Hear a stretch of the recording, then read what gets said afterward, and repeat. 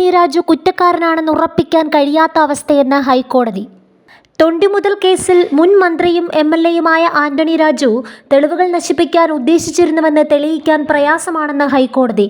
1990 മയക്കുമരുന്ന് കേസിൽ ജൂനിയർ അഭിഭാഷകനായിരിക്കെ തെളിവുകൾ നശിപ്പിക്കാൻ മുൻ സംസ്ഥാന ഗതാഗത മന്ത്രി ആന്റണി രാജുവിന് ഉദ്ദേശമുണ്ടായിരുന്നുവെന്ന് തെളിയിക്കാൻ പ്രയാസമാണെന്ന് ഹൈക്കോടതി നിരീക്ഷിച്ചു.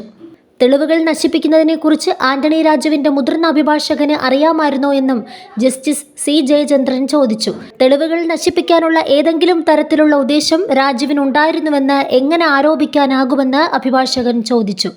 വരാനിരിക്കുന്ന നിയമസഭാ തെരഞ്ഞെടുപ്പിൽ മത്സരിക്കാൻ കഴിയുന്ന തരത്തിൽ തെളിവുകൾ നശിപ്പിക്കൽ കുറ്റത്തിന് ശിക്ഷിക്കപ്പെട്ടത് താൽക്കാലികമായി നിർത്തിവെക്കണമെന്ന ആന്റണി രാജുവിൻ്റെ ഹർജി പരിഗണിക്കുന്നതിനിടയിലാണ് ഹൈക്കോടതിയുടെ നിരീക്ഷണങ്ങളും വാദങ്ങളും. അതേസമയം ആന്റണി രാജുവിൻ്റെ ശിക്ഷ മരവിപ്പിക്കരുതെന്ന് സർക്കാർ കോടതിയിൽ ശക്തമായ നിലപാടെടുത്തു. നീതിന്യായ വ്യവസ്ഥയുടെ വിശ്വാസ്യതയെ ബാധിക്കുന്ന കുറ്റകൃത്യമാണിതെന്ന് സർക്കാർ ബോധിപ്പിച്ചു.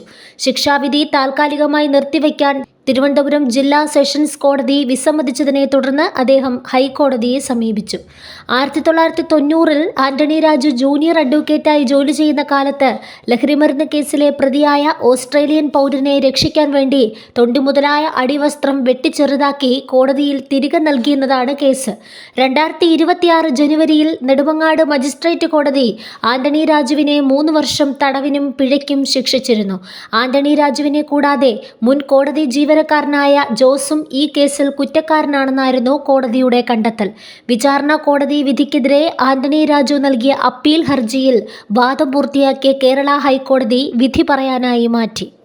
നിലവിൽ MLA സ്ഥാനത്ത് നിന്ന് അയോഗ്യരാക്കപ്പെട്ട ആന്റണി രാജുവിനെ സംബന്ധിച്ചിടത്തോളം കോടതിയുടെ നിരീക്ഷണങ്ങൾ ആശ്വാസകരമാണ്. ഹൈക്കോടതി ശിക്ഷ മരവിപ്പിക്കുകയാണെങ്കിൽ അദ്ദേഹത്തിന് MLA സ്ഥാനം തിരികെ ലഭിക്കാനും നിയമസഭാ തെരഞ്ഞെടുപ്പിൽ മത്സരിക്കാനുമുള്ള അയോഗ്യത മാറിക്കിട്ടുകയും ചെയ്യും.